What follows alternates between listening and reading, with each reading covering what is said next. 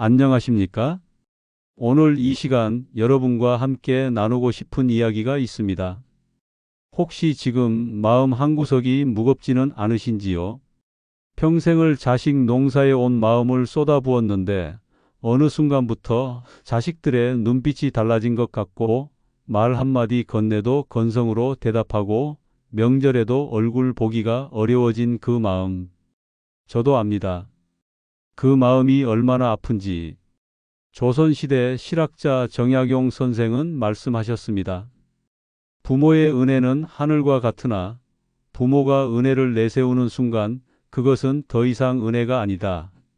오늘 저는 여러분께 자식이 무시할 때 해야 할 세 가지를 말씀드리려 합니다. 하지만 이것은 단순한 방법론이 아닙니다. 우리 자신을 돌아보고 마음을 닦는 수행의 과정입니다. 자, 그럼 천천히 시작해 보겠습니다. 첫 번째, 기대를 내려놓으십시오. 여러분, 가만히 생각해 보십시오. 우리는 언제부터 자식에게 기대를 품기 시작했을까요? 아이가 뱃속에 있을 때는 건강하게만 태어나라고 기도했습니다. 첫 걸음마를 뗄 때는 넘어지지만 않으면 된다고 생각했습니다. 그런데 어느새 우리의 기대는 점점 커져갔습니다. 좋은 학교에 가길 바라고, 좋은 직장에 다니길 바라고, 좋은 배우자를 만나길 바라고, 자주 연락하길 바라고, 자주 찾아오길 바라고. 정약용 선생은 유배지에서 두 아들에게 편지를 썼습니다. 너희가 출세하기를 바라지 않는다. 다만 사람다운 사람이 되기를 바랄 뿐이다. 여러분, 들으셨습니까? 출세가 아니라 사람다움을 바란다고 하셨습니다. 우리는 어쩌면 자식에게 너무 많은 것을 기대했는지 모릅니다. 일요일엔 당연히 와야지. 명절엔 당연히 집에 와야지. 일주일에 한 번은 전화해야지. 이 모든 당연함이라는 것이 사실은 우리만의 기대였을 수 있습니다. 기대를 내려놓는다는 것은 자식을 포기한다는 뜻이 아닙니다. 오히려 자식을 있는 그대로 받아들이겠다는 더 깊은 사랑의 표현입니다. 너는 내 인생을 살아라. 나는 내 인생을 살겠다. 이렇게 말할 수 있을 때 비로소 우리는 자유로워집니다. 그리고 신기하게도 부모가 자유로워질 때 자식도 편안해집니다. 의무감이 아닌 그리움으로 찾아오게 됩니다. 기대가 사라진 자리에 진짜 사랑이 자랍니다. 여러분, 오늘부터 이렇게 중얼거려 보십시오. 내 자식이지만 내 소유가 아니다. 나는 내 삶을 살아가고 내 자식은 자식의 삶을 살아간다. 이 말을 100번, 1000번 되뇌다 보면 어느새 마음이 가벼워지는 것을 느끼실 겁니다. 두 번째, 나 자신의 삶을 살아가십시오. 여러분, 질문 하나 드리겠습니다. 당신은 누구십니까? 이 질문에 어떻게 답하시겠습니까? 저는 누구누구의 어머니입니다. 저는 누구누구의 아버지입니다. 혹시 이렇게 답하지는 않으셨나요? 정약용 선생은 말씀하셨습니다. 사람은 스스로 귀한 존재임을 알아야 한다. 누구의 부속물이 아닌 그 자체로 완전한 존재다. 여러분은 부모이기 이전에 한 사람의 온전한 인간입니다. 평생을 자식을 위해 살아왔습니다. 그것은 아름다운 일이었습니다. 하지만 이제는 자식을 위한 삶이 아닌 나를 위한 삶을 살아도 됩니다. 아니, 살아야 합니다. 자식들이 무시하는 것처럼 느껴진다면 그것은 어쩌면 우리가 너무 자식 중심으로만 살아왔다는 신호일 수 있습니다. 자식이 우리의 존재 이유 전부가 되어 버렸을 때 자식은 부담을 느낍니다. 엄마 인생이 다 나 때문이야. 아빠는 나 때문에 희생하셨어. 이런 생각이 들 때 자식들은 오히려 멀어집니다. 그럼 어떻게 해야 할까요? 나만의 삶을 살아가는 것입니다. 아침에 일어나서 오늘 하루 나는 무엇을 하며 보낼까? 이렇게 물어보십시오. 자식을 위한 계획이 아닌 나를 위한 계획을 세우십시오. 오래전에 좋아했던 그림을 다시 그려보십시오. 읽고 싶었던 책을 읽으십시오. 가보고 싶었던 곳을 가보십시오. 친구를 만나 차 한 잔 마시고 동네를 천천히 걸으며 내 안의 목소리에 귀 기울여 보십시오. 그렇게 나의 삶이 채워지기 시작하면 신기한 일이 일어납니다. 자식들이 먼저 연락을 해옵니다. 엄마, 요즘 뭐 하세요? 아빠, 건강하세요? 왜 그럴까요? 부모가 자기 삶을 살아갈 때 자식들은 비로소 안심합니다. 우리 부모님은 우리가 없어도 잘 사신다. 우리가 효도를 못해도 행복하게 사신다. 이렇게 느낄 때 자식들은 죄책감이 아닌 그리움으로 부모를 찾아옵니다. 여러분, 기억하십시오. 가장 큰 효도는 부모가 행복한 것입니다. 자식이 부모를 행복하게 해주는 것이 아니라 부모 스스로 행복할 때 그것이 자식에게 가장 큰 선물이 됩니다. 오늘부터 이렇게 말해 보십시오. 나는 나를 위해 산다. 자식은 내 인생의 일부이지 전부가 아니다. 나는 그 자체로 소중한 사람이다. 이 말을 가슴에 새기고 하루하루를 나를 위해 살아가십시오. 세 번째, 먼저 존중하십시오. 여러분, 이것이 가장 중요합니다. 자식이 나를 무시한다고 느껴질 때 우리는 어떻게 반응합니까? 내가 너를 얼마나 키웠는데? 내가 너한테 얼마나 해줬는데? 이렇게 말하지는 않으셨나요? 정약용 선생은 이렇게 말씀하셨습니다. 존중은 요구하는 것이 아니라 먼저 베푸는 것이다. 귀담아 들으십시오. 존중은 요구하는 것이 아니라 먼저 베푸는 것입니다.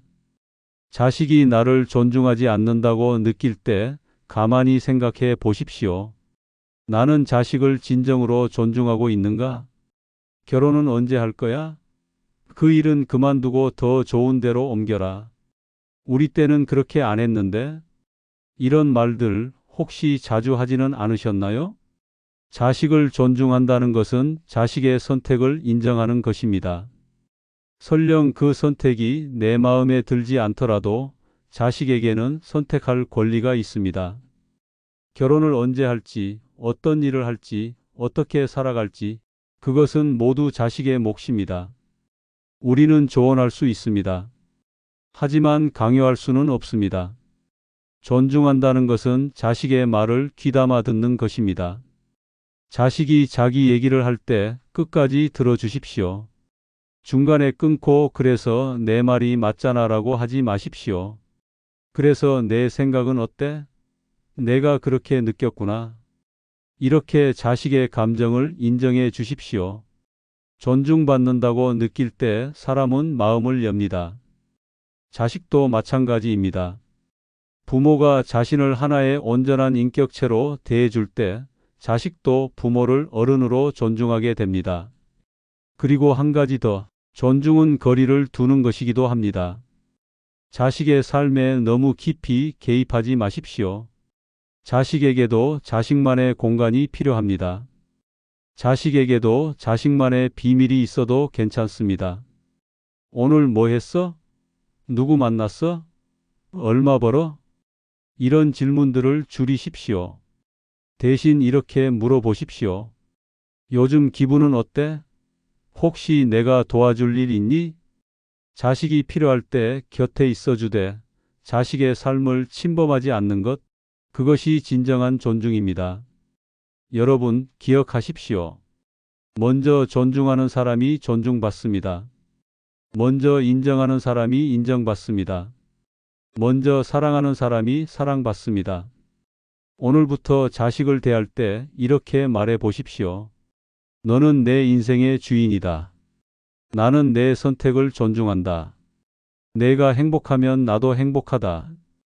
이 말을 진심으로 할 수 있을 때 자식의 태도가 달라지는 것을 보실 겁니다.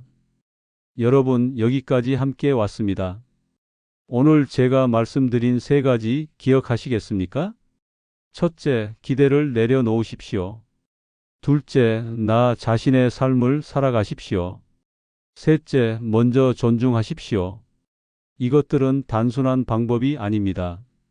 우리 자신을 돌아보고 마음을 닦는 수행의 과정입니다. 정약용 선생은 유배 생활 18년 동안 수많은 편지를 자식들에게 보냈습니다. 하지만 그 편지 어디에도 나를 위해 이렇게 해라라는 말은 없었습니다.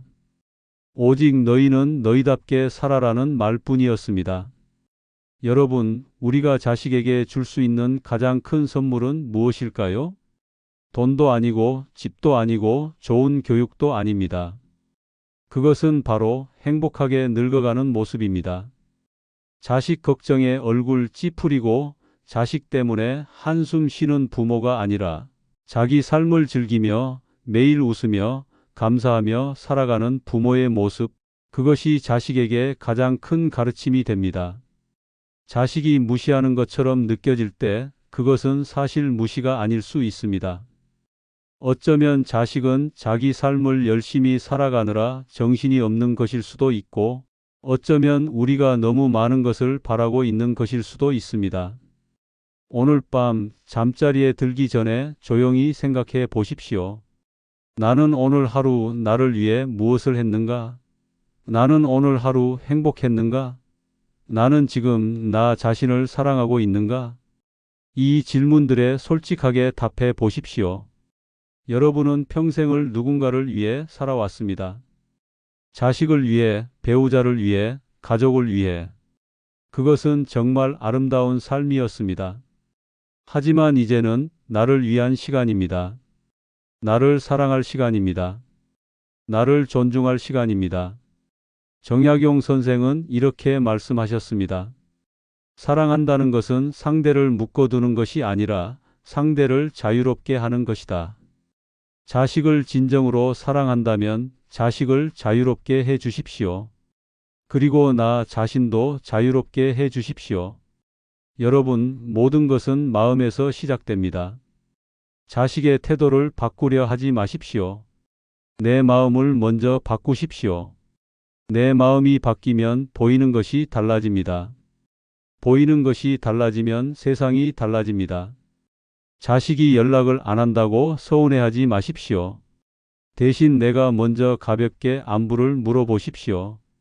단 답장을 기대하지는 마십시오. 자식이 찾아오지 않는다고 섭섭해하지 마십시오. 대신 내 삶을 풍요롭게 채워나가십시오. 자식이 무시한다고 느껴진다고 화내지 마십시오. 대신 내가 먼저 자식을 있는 그대로 인정하십시오. 그렇게 하루하루를 살다 보면 어느 날 문득 자식이 먼저 전화를 걸어옵니다. 자식이 먼저 찾아옵니다. 자식이 고맙습니다라고 말합니다. 그것은 우리가 무언가를 요구해서가 아니라 우리가 먼저 변화했기 때문입니다. 여러분, 나이가 든다는 것은 약해지는 것이 아닙니다.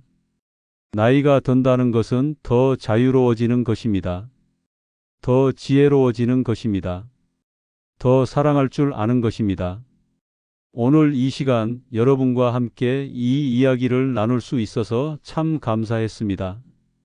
여러분의 마음이 조금이나마 가벼워졌기를, 여러분의 얼굴에 미소가 번졌기를 바랍니다. 기억하십시오. 여러분은 충분히 잘해왔습니다. 여러분은 훌륭한 부모입니다. 여러분은 그 자체로 소중한 사람입니다. 이제는 여러분 자신을 위해 사십시오. 기대를 내려놓고 나의 삶을 살아가고 먼저 존중하십시오. 그러면 모든 것이 제자리를 찾아갈 것입니다. 오늘 하루도 고생 많으셨습니다. 이제 편안히 쉬십시오. 내일은 또 새로운 하루가 올 것입니다. 그 하루를 여러분 자신을 위해 사십시오. 들어주셔서 감사합니다. 안녕히 계십시오.